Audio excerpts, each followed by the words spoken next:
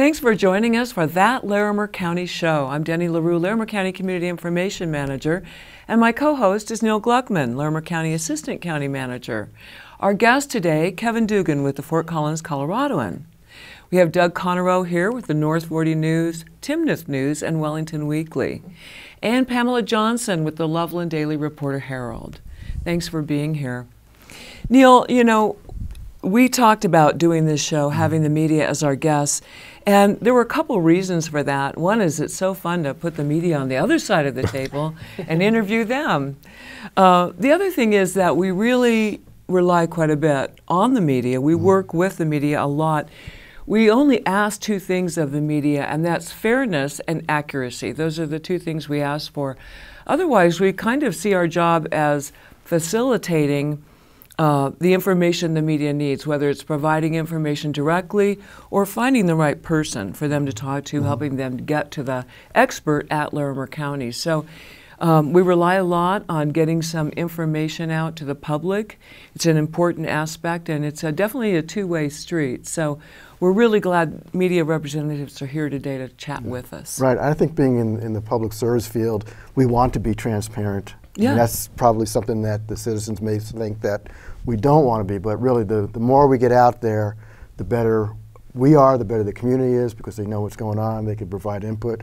And you know, you said we use is kind of a funny word, but we do use the media. It's a relationship. It's a relationship, Yeah. and by all means, there's two parts of that.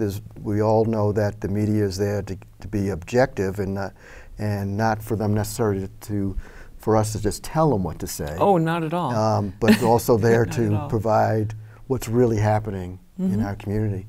But you know, getting back to that, and I know we're going to be asking these questions later, you and I go back when there was more good muckraking going on, and I kind of miss that.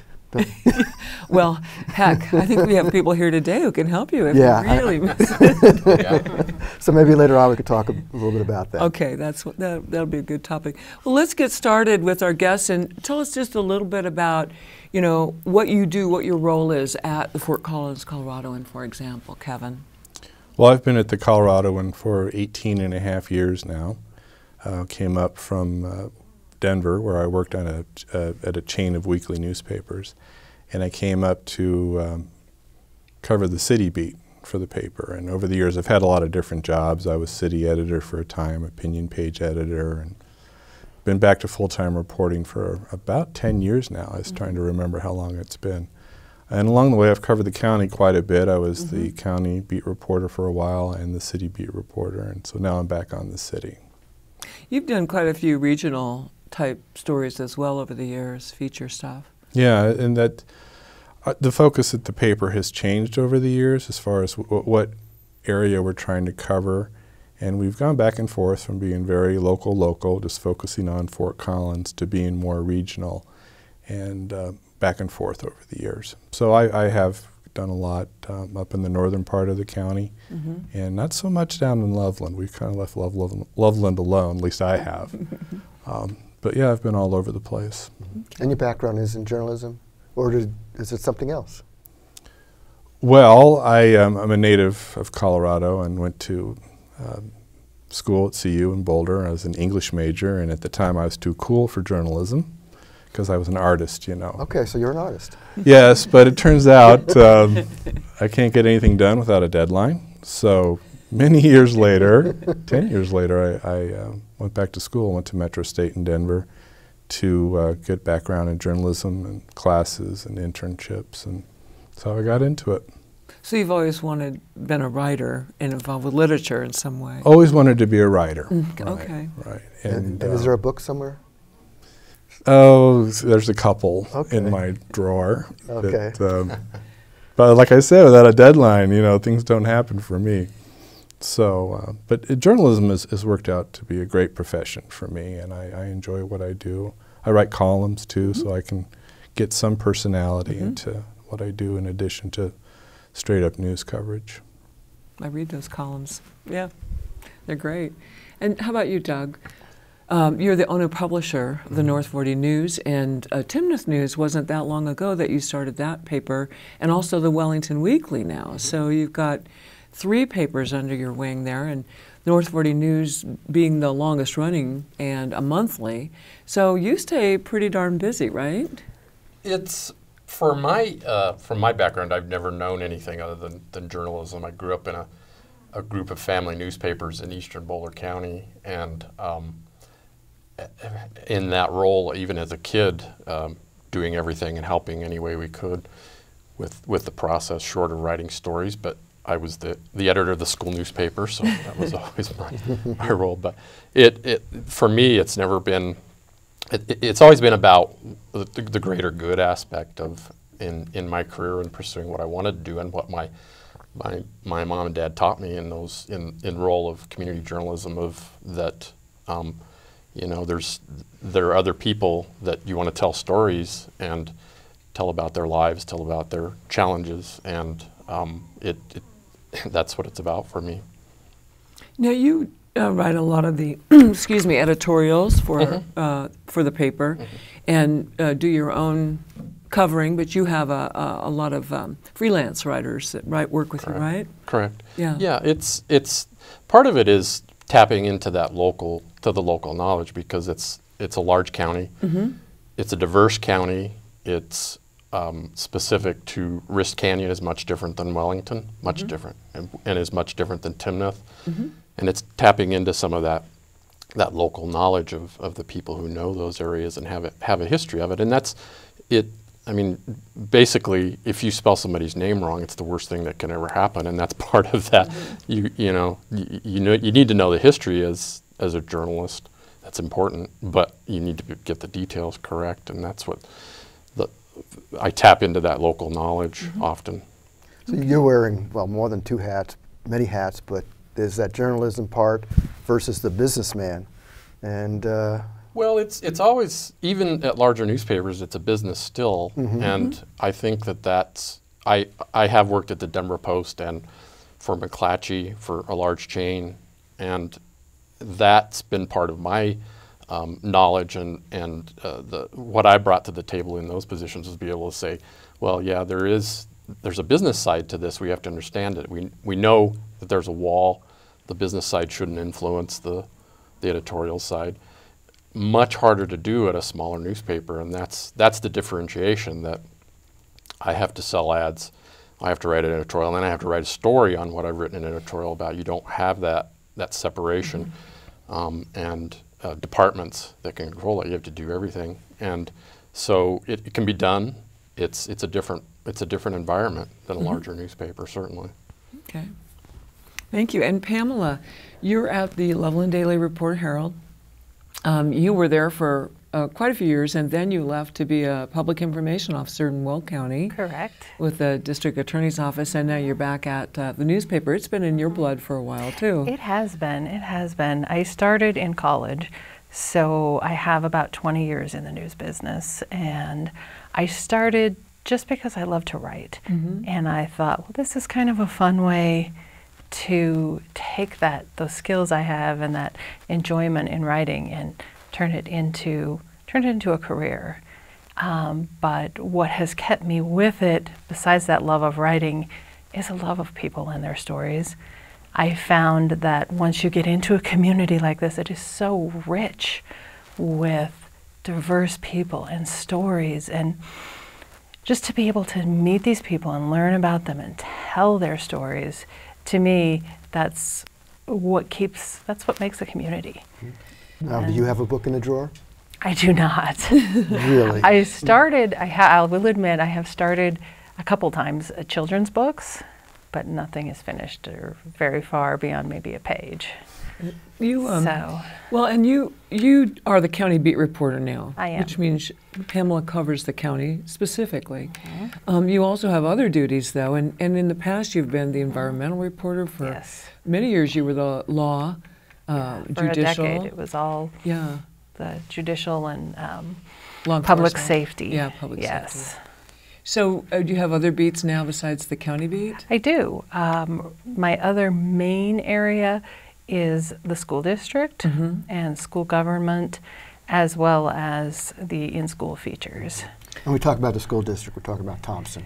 Thompson School District, yes. So you have children's books in the back of your mind? Do you like covering the schools and getting inspired? I do. It's just, it's like you can have a long week, a long day, be ready to pull your hair out, and then you go to a school and there's these just cute little voices and things that they say and excitement that can kind of bring it back to you. You're not talking about the school board then? No. I'm talking about the kids in the schools. So visiting the younger classrooms, even high school age, when you can see this fresh excitement in their life for all these wonderful things. For me, that's an eye-opener and sometimes a reminder that that's what it's all about. Okay. Let me ask you another question, and then we'll go around and ask the same question. You're located in Loveland, the south part of the county, so you probably have parameters at the paper as to how far north you go with a story, for example. How do you decide what stories, what county issues to cover? It depends. I mean, it just kind of is knowledge in your brain. You know, we know most of our readers are in Loveland and south. We do have some as you get further north into Fort Collins, and we do circulate in the Fort Collins area on Sundays, our Sunday paper. So we kind of try to think of just that whole readers as a whole. What would they like to read about? And you think roads, fires, emergencies, maybe share of those. Yeah, maybe even like issues with lines at the License Plate Bureau or something like that. That affects everybody countywide. It might stretch into Fort Collins. It might be a road project in Fort Collins or access up by Horsetooth. But that affects our readers in Loveland as well because of how much they branch out. Development as well. We look at Loveland and Fort Collins as one great big shopping area. So our readers are going to be just as excited as Fort Collins readers about the Trader Joe's or the Sierra Trading Post. So we kind of try to look through it as the lens of who's going to be reading it and how is it applicable. Okay. And Doug, how about you? How do you decide what stories are going to be interesting to your readers? The main factor is the limitation of the size of the staff we talked about a little bit, but because a lot of times it's just me. I can't be on Mulberry and I can't be in Red Feather Lakes and Wellington at the same time, so prioritizing that as well too on the significance of the story, the significance of the breaking news event as well as part of that. But because of some of the lead time, that's some of the luxury is being able to publish on a weekly schedule, on a monthly schedule, accommodating some of the breaking news daily on the website and on Twitter and on Facebook is part of that formula. But it's being able to refine a little bit the story a little bit better and recontact somebody and get the details, a few more details as part of that. And it's a rural audience, and water is a big deal in that audience. History of the county is based on irrigation and water, and that carries through a great deal of interest today as well. But that ties into growth, huge issues. Timnath, Wellington, it's an issue, and will be for a long time. So a lot of things to write about. Okay, no shortage. And Kevin, how do you decide? I mean, are you specifically pushed by the exact topics that are going on in the city of Fort Collins now because you're the city beat reporter, or are you looking for stories of a bigger nature for the region, or what? Well, I personally tend to focus on Fort Collins, and that's my charge now, but just with my experience covering the county and all the different communities, I do tend to look broader as well. And it comes down to the topic more than the location. And something we do at the Coloradoan is we pay a lot of attention to the online traffic, and we have metrics to tell us what stories readers are interested in, and we use that to help guide our story selection. And it comes down to the topic. You know, it can be a growth issue, it can be a land use dispute, that sort of thing, in terms of the county, and that's where we tend to focus our energy. what's trending. Exactly. Yeah. Yeah. And we can tell up to the minute what people want to read or what they're reading, and there we go from there. We kind of extrapolate and add to the story with links and photos, and even adjust the story in order to keep our readers engaged. An example might be I follow all of you online as well, all of your websites and your updated stories and all of that online. The recent story where the dog was chained up outside in the yard, I mean, that became more than just Larimer County. It became a national story, but it really was interesting because it was one of those stories that covered everything, tapped into everybody's interest, I guess, interest level. Pushed a lot of buttons. Well, it's part of that is, from my perspective too, of that there's this fierce, particularly in the foothills of Larimer County, this fierce sort of independence of we want to be left alone, we want to be independent, we recognize the risks of not having police and fire and you know, water service and whatever the conveniences of a metro area are too. And then so for some of those, and the dog being chained was an extreme example of that, but dogs being outside are not unusual. It's like, yeah, our dog's outside all the time, even in really cold weather, because the dog is a husky.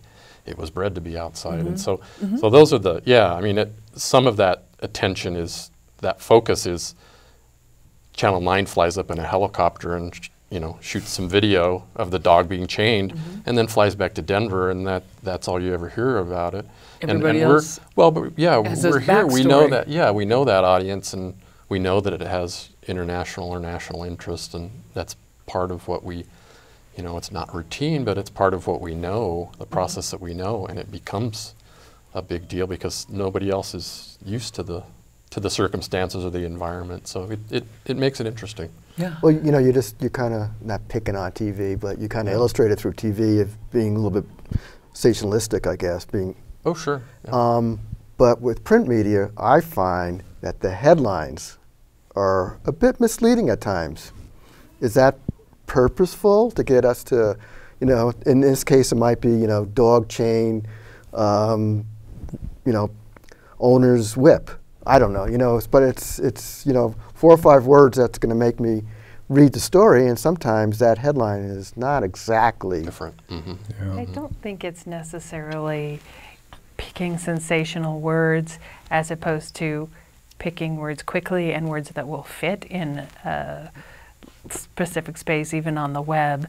You don't want too long of a headline, and it's done in a hurry. And then there's also a lot of things with the web now. You need to make sure you have, you know, You can tweet it. Yeah, you can tweet it, and you have specific words in there, so it'll come up in a Google search. And when all of that's rolling in your brain, and you're trying to come up with the quickest headline you can that fits in your space, that will come up to the top of the search engine, I think all of that is what goes into it, more than saying, ooh, this is going to make people think that there's something really terrible going on. Let's put this word in here and see what it does. I don't know if I agree, because, you know, a story like with us, we may have an issue where maybe we have a backup in our pipes and there's some odor, but the headline's going to say "Commissioner's smell." I mean, is that right? Is that okay? Well, I don't think it's purposeful. I mean, it's not clickbait, right? At least the way I view it, and I think our organization does it. It's a matter of making the words fit. Right. And you get more than one person involved, too. I can write a headline, right? But then someone else will see it, and they may change it, and it's like a game of telephone after a while, where it can get turned around and even inaccurate. And that is the most maddening thing about being one of the more maddening things about being a reporter is when the headline is way off. Yeah, and I've had cases where I've written the headline, the editors have approved it, and then it goes to the page designer, and they change it because it doesn't fit in this small area, or very infrequently they think, oh my gosh, this is funny, I'm going to put it in there, and they don't think about the implications. Yeah. How about you, Doug? Do you have fun with that? Part of it is understanding the full context of it, and at At a larger newspaper, it's compartmentalized. You know, the reporter suggests a headline often, and it may not fit, but then you get to the designer at that point who can't take the time to read the whole thing to start with, should sometimes if they have time, but then it's just a space for print. It's saying this many characters are going to fit in this amount of space, and you have to, it's a similar exercise to Twitter. I don't think there's any difference between the two. Or if you were writing a billboard, if you're trying to put a billboard together, you have to, what word means this, and how do I swap the words out? And if I don't put them in the right order, it means something completely different. And so good headline writers are really good at what they do and try not to do that. And there is oversight in that process to say, did we mean this when we said this? And after the fact. It often happens after the fact. A reader complains, or the editor sees it, or somebody on the staff sees it and says, that my story says this, the headline says something different. How do we make it better next time? We can fix that online. Yeah, and fix it online. We can adjust to it, and you know, commissioner is a really lousy headline word. It's too long. It is. Commish. Commish. You know, we can go with that. That's it. We use that sometimes. Or the more Twitter generic feeds. county. But that County. really doesn't tell you anything. BCC. Yeah. Oh yeah. See, we won't ever use that. Yeah. It's tough, but you did open the door to Twitter. So let's talk about social media and how it is affecting your jobs today. And I think that we're going to have to make this show a two-part show. I was just going to suggest that because I can't believe how the time has gone by. Right. This has gone so fast. If it's okay with you, we'll just make it a two-part show and continue for a little bit. It's a great topic, and I know that it has affected you a lot, social media, and it continues to, and it will continue to change what you do. Let's talk about that. Who wants to start that? I can start. Okay. I, for one, love Twitter. At first, it was a little bit difficult to think, oh my gosh, I've got one more thing to do. When my story's done, I have to tweet it, or if I'm out in Facebook, or if I'm out on an assignment, I'm thinking I take a picture with my iPhone and tweet it and say, look what's coming. However, once I got used to it, it doesn't take that long, and I feel like it gives our readers and our community just a little bit of an insight into our personalities. We can't always put those in the stories, we can in columns, but you can put a little wit in that, or a little excitement to draw people into wanting to go to the paper and read the page. Twitter, too, I find can be a really good source of information when there's a huge disaster, like the floods or the fires, because we can't be everywhere. And if you look out there and you search these different, you can get tips or ideas. Oh my gosh, we didn't even think about this far-reaching piece of the community that's having a blanket drive for flood victims. And you can find things like that on Twitter that people don't necessarily think to call into the paper. So and Facebook, that's the way I love that social media aspect. The part of it that worries me is everybody has access to it now, and a lot of people who, I call them armchair journalists, are just starting to tweet, oh my gosh, this is what happened, and people take it as news. They think, oh my gosh, I saw it on Twitter, it happened. And we had, just the other day, we had some people calling the paper freaking out on, I answered the phone and they were just freaking out on me. Oh my God, there's nothing in the paper. And I saw several people tweeting that there was a stabbing at the high school and a kid's dead. And I'm like, what are you talking about? And it turned out that a teenager brought a pocket knife to school. No one was hurt. It was confiscated. Police dealt with it. But, you know, through that game of telephone or whatever, it turned into that, and it ended up on Twitter. And people in the community were taking that for news. You know, gospel, this is what happened. You know, we really need to have this part two, because I'm curious how the Kevin and Doug are going to answer that question. So hopefully Absolutely. we will. Why don't we then, we will hold it there for just a moment so that we can finish out the first half hour, part one, and then we'll continue with part two right here at That Larimer County Show on Channel 14. Thanks for joining us for That Larimer County Show. My name is Denny LaRue, Larimer County Community Information Manager, and my co-host is Neil Gluckman, Assistant County Manager at Larimer County. This is part 2 of a show with the media from Northern Colorado, from Larimer County. And so we want to bring you more information with the media. Our guests today are Kevin Dugan with the Fort Collins Coloradoan. We have Doug Connerow with the North 40 News, Wellington Weekly, and Timnath News, and Pamela Johnson with the Loveland Daily Reporter Herald. Thanks for being here. And we just finished part 1 talking about social media. Social media and how it's affected each of you. And Pamela, we heard from you. And we now are going to move on to Doug and then Kevin about social media and how it's affected what you do. And and with you, Doug, I'd like to also have you put the business hat on, Sure. because I think social media probably has had an effect. Absolutely.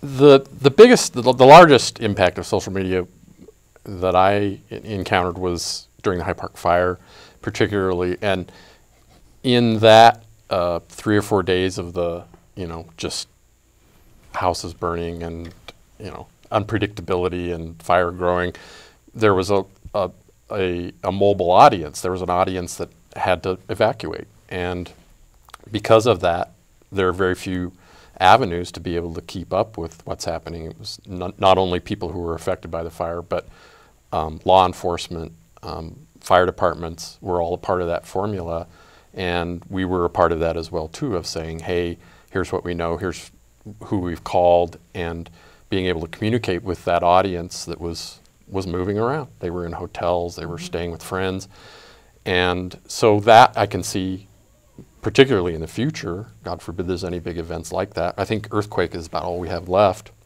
in terms of catastrophes. Yeah. So, but having that audience that's there, that's expecting it there, and they're reaching us, we're reaching them as part of that formula. But I also think this goes back to the business side of that. I have the advantage of saying I want to encourage you to advertise in my newspaper over Twitter, as well as tell you about the breaking news that's happening. And as the larger papers you get into, that's really delineated. You never see, occasionally you'll see a promoted tweet, and that's a growing sort of thing in the Twitter sphere. But I have the ability to do that, to balance, and to retweet other stories to show my personality, and that the newspaper isn't a machine. It's just not a machine cranking things out, that there's actually somebody there. So making it, in addition to my own account, to the newspaper's account, there's a personality there.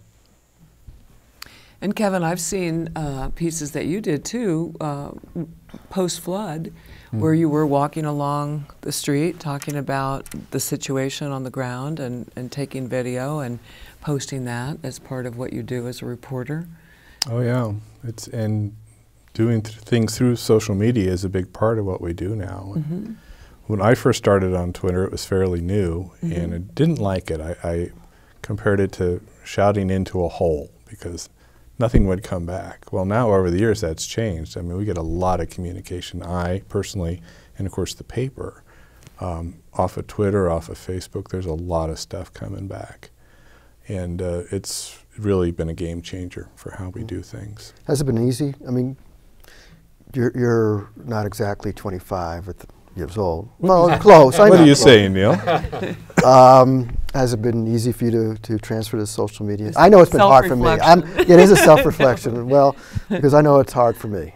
Yeah, it's been a challenge. It has been. But I think it's worked out pretty well. And this whole idea of following people and having others follow you, well, it's just interesting to see it grow. It's become fairly organic, just in terms of my Coloradoan Doug or whatever it is, my handle. I'm over 1,700 followers. Wow.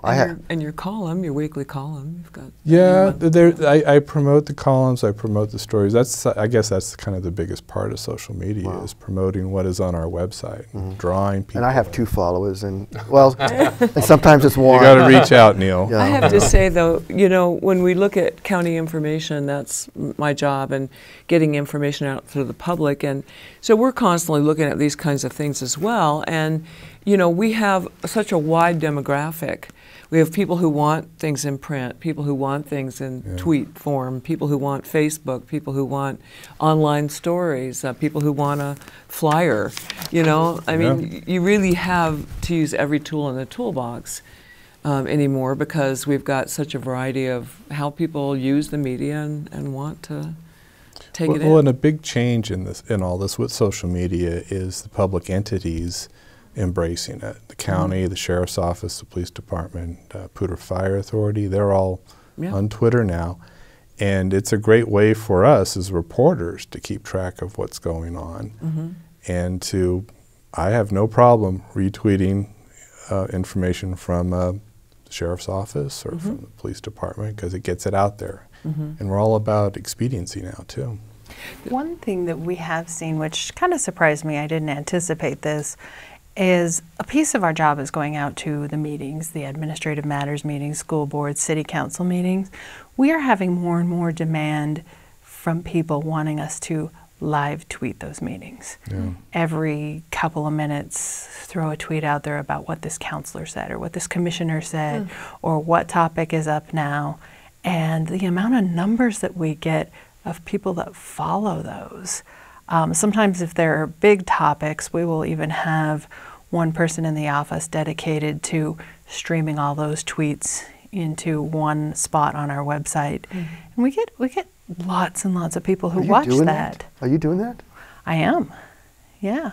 So any one of us in that admin matters cannot tell you. I mean, you're actually it's going out live.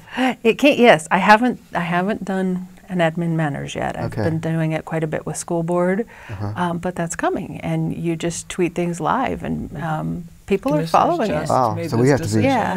Yeah, or you can even tweet a photo out there. Some of the photos that might not make it into the paper, you know, like the headshots we take when somebody gets an award or something. That kind of stuff is going out there on Twitter now.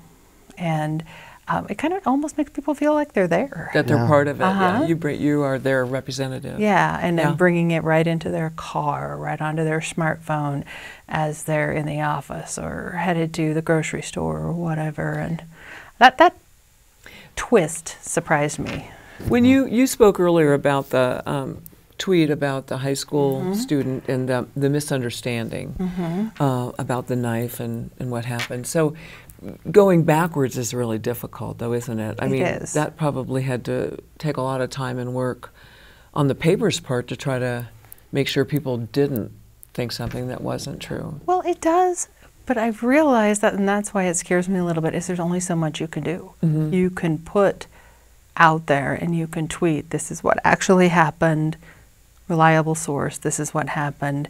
You can send that tweet to original people who tweet, but there's nothing you can do if they don't take it down.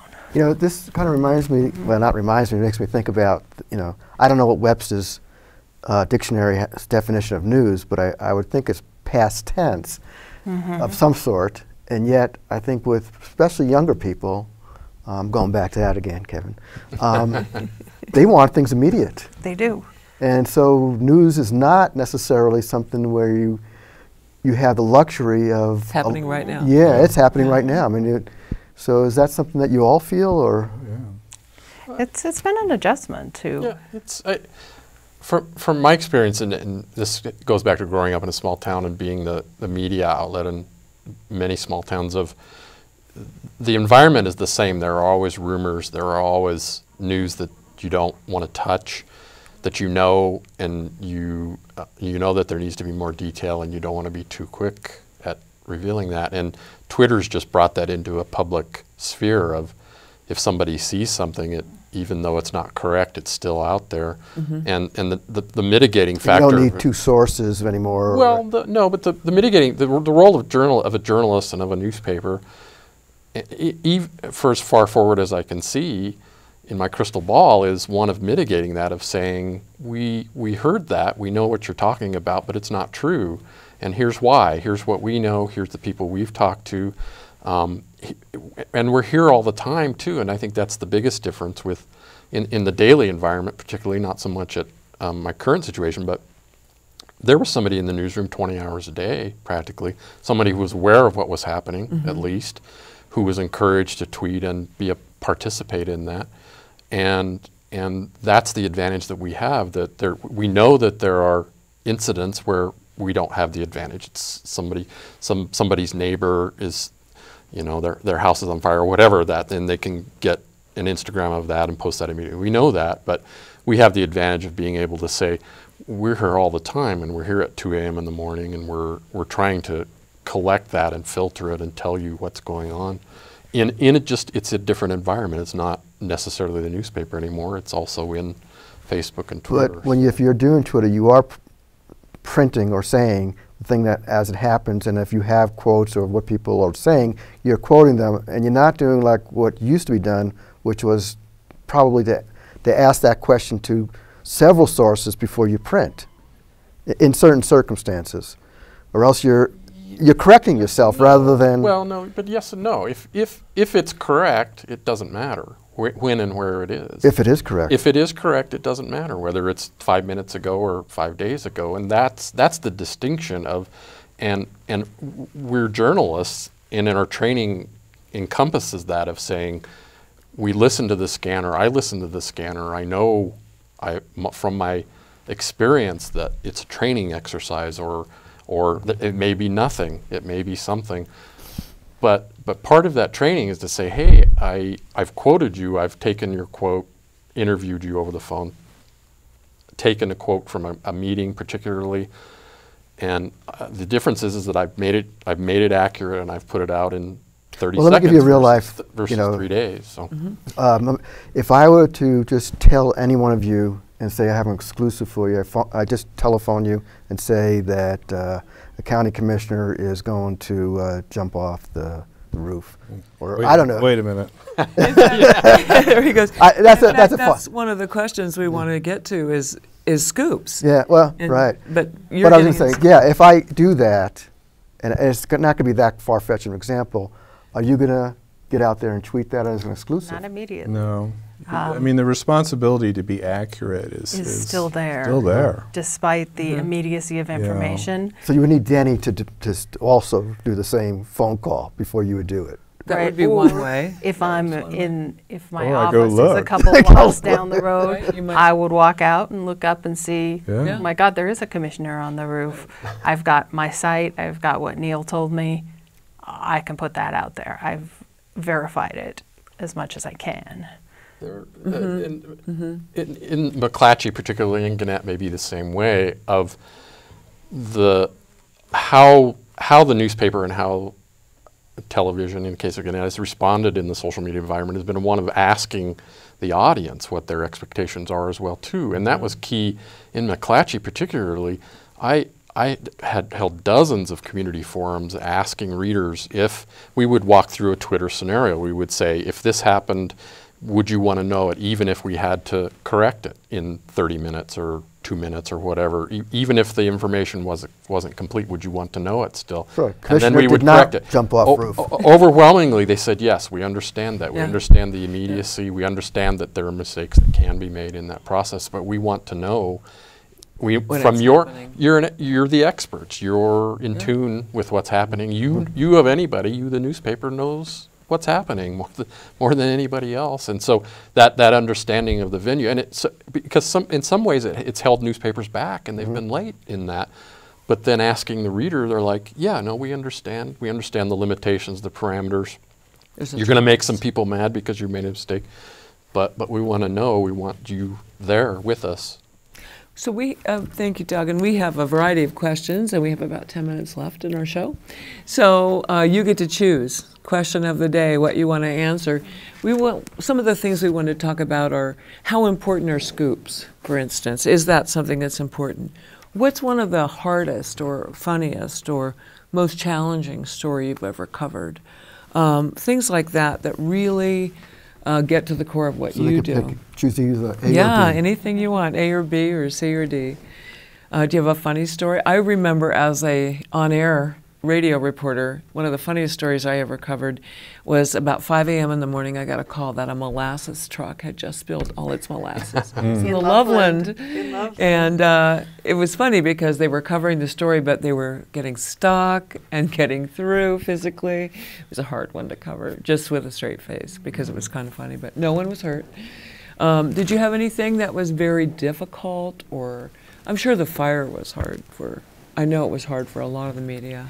I think I have covered quite a good number of wildfires, and those have been the biggest challenge for me, as well as probably the most interesting, just because you learn, and that is one of those situations where you have, you're careful about what you put out there, but you're touching so many lives. And being where you need to be, knowing what you need to know about fires, being trained on your fire gear. I mean, all of that is very, very difficult. And I've done quite a few of them.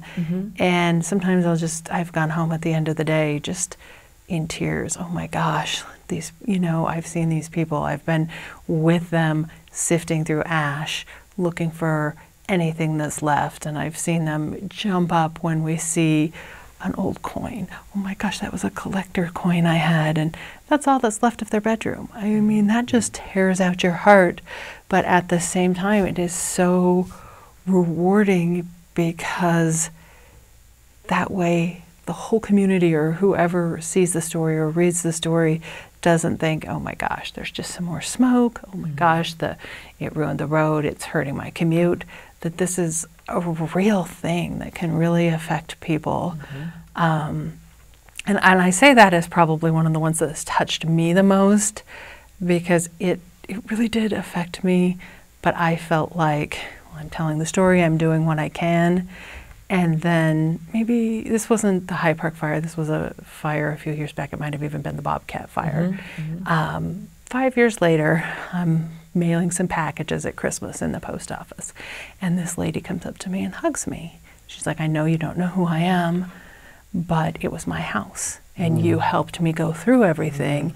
And you have no idea how much your guys' help meant to us.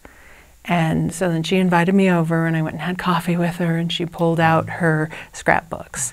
And there were all the stories, and in addition to the stories, she had photos that I didn't know she had taken of me and of the photographer at the time, Chris Lindahl, helping them haul things to their car, putting aside. And to me, that was probably the most difficult, but also the most rewarding. Yeah, because it personally made your profession worthwhile. And it did, and it reminds you that although it seems hard, you really are doing something good. Yeah. Well, guys, I don't want a heartwarming story from you guys, but I want to get in. Yeah, I want some muckraking here. So I want to go back to what Denny asked about scoops and scandals. Sources. Do you have sources? Do they still exist today in our new world of social media? And moles. Do you enjoy maybe getting that scoop where there's some expose? I mean, muckraking to me has a good connotation. It's talking about the old days when they exposed, mine workers and and all the things that happened in the past. Anyway, I'm going to let you guys take over. Muckraking has not changed because of technology. It's changed that we have a lot of data now. Newspapers do, and there are staff members on a lot of newspapers and I even do it. A lot of my time is spent saying I want all the data I can get, and I want to be able to sort it and find out the story from the information that I've mined, and that hasn't changed so much. I mean, there's the role that our daily experience is one of we see humanity at its worst, and I think part of the reward in that, even of discovering stories and having sources, is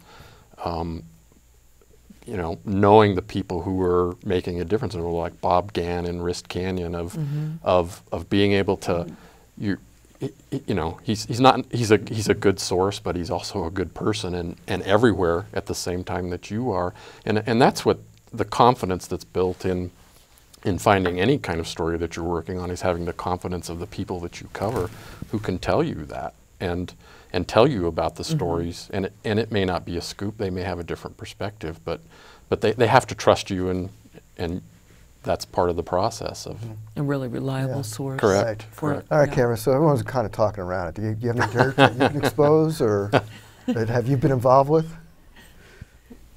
Yes.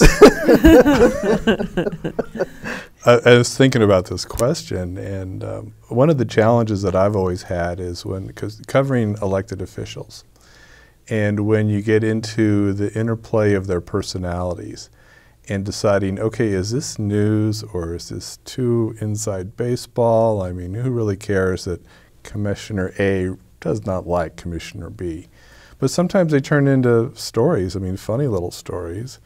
We had a county commissioner get a parking ticket, you may recall, for parking at a handicap spot out at the ranch. And it turned into a big deal, and he fought it, and it was kind of a stupid story, but it got a lot of reaction. Oh, a lot of interest. From a lot of interest, and so it's that kind of stuff. Another time, with that same commissioner, tried to have the sheriff arrested by the coroner. So it's that kind of goofy stuff that I kind of enjoy. But again, but then you have to also put on the filters at some point. And I'm kind of old school, I suppose. Yeah. So I bet cautious. You probably find the commissions now pretty boring compared to the old. I really have no comment on that. But it's that kind of stuff that those kind of goofy stories that stick with. And me how too. far to take it? Yeah, when the story's and really, over, when does Yeah. the public care? Yeah. So Pamela, you cover the commissioners, and I guess we were also again running. Yeah.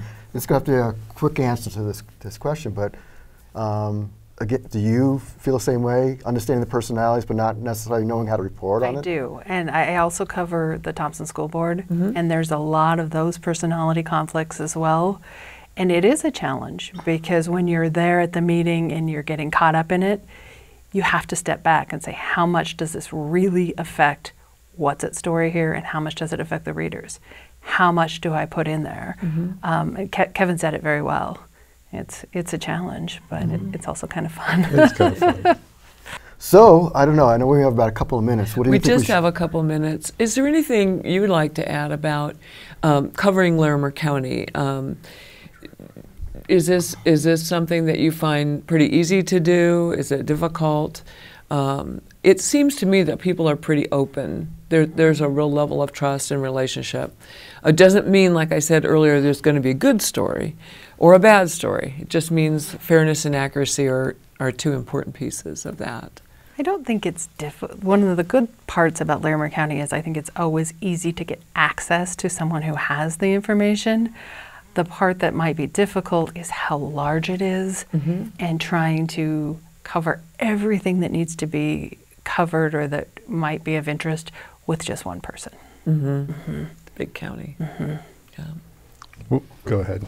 I've got, I don't know, 40 years of journalism experience, if you include high school, but I've never encountered a government entity that's been as open as Larimer County, and I've stated that before on numerous occasions, that the access that's provided, the information that's available is top flight compared to a lot of other organizations and entities, and I think that's part of what make it, the more transparency is, the more difficult it makes muckraking, because that really, I mean, everything's out in the open, and everyone knows that it's going to be out in the open, and so we can't hide it.